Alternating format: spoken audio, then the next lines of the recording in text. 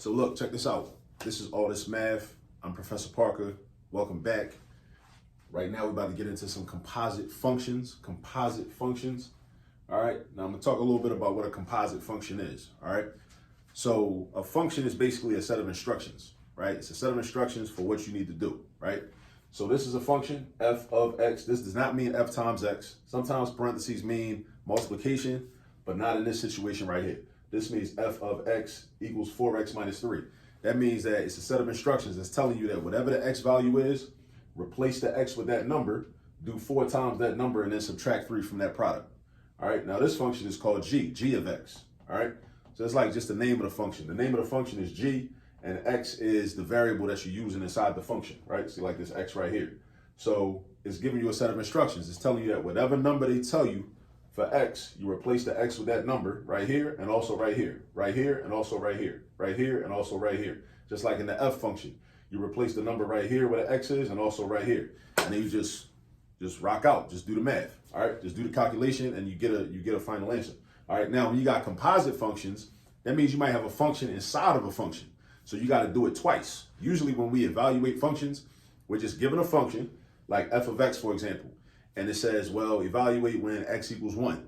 So if x equals 1, that's telling you, all right, wherever you see an x at, replace it with a 1 and just do the math, right? Follow order of operations and do the math. That's what it's telling you to do. But with a composite function, you got to first, evaluate one function, then you got to evaluate another one. All right, so I'm going to show you an example. This right here, it says find f of 2. F of, again, that does not mean multiplication. That means we use the word of, right? F of 2. So that's 2 functions. That's f, and then there's another f. All right, so that's 2 functions. So first thing you do is, or the way I do it is, it's not the only way to do it, but the way I do it is, I look at the innermost function and I work with that first. So I got f of 2 right here, that's inside. F is outside, this f is inside. They both f, but one is on the inside, one is on the outside.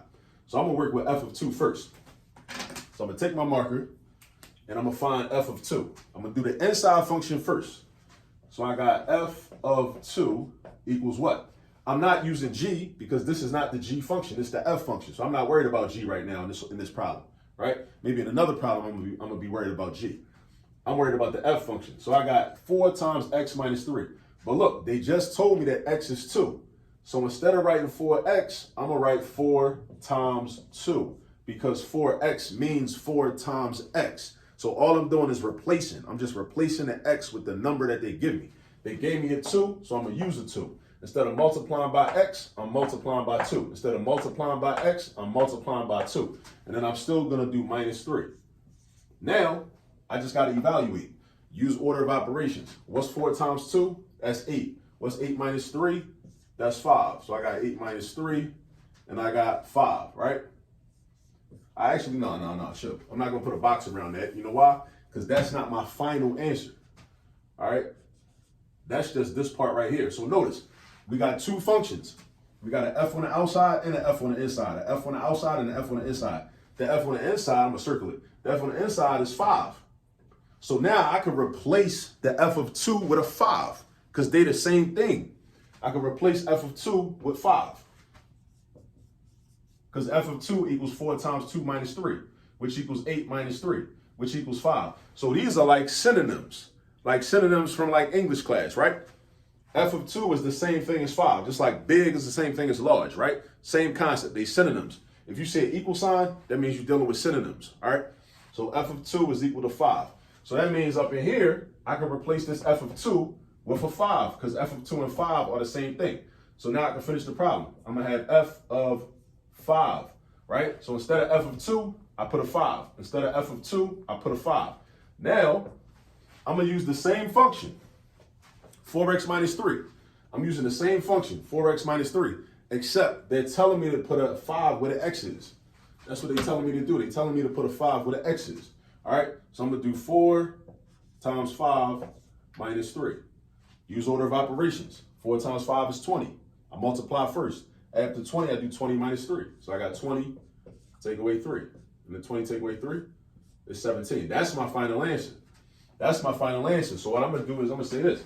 I'm gonna say f of 2 equals 17, right? you gotta practice and do a lot of these problems in order for it to start making sense. It might not make sense right now, but you gotta follow it step by step. Look what we started with. We started with this. We got two functions, a f on the inside, a f on the outside. F on the inside, f on the outside.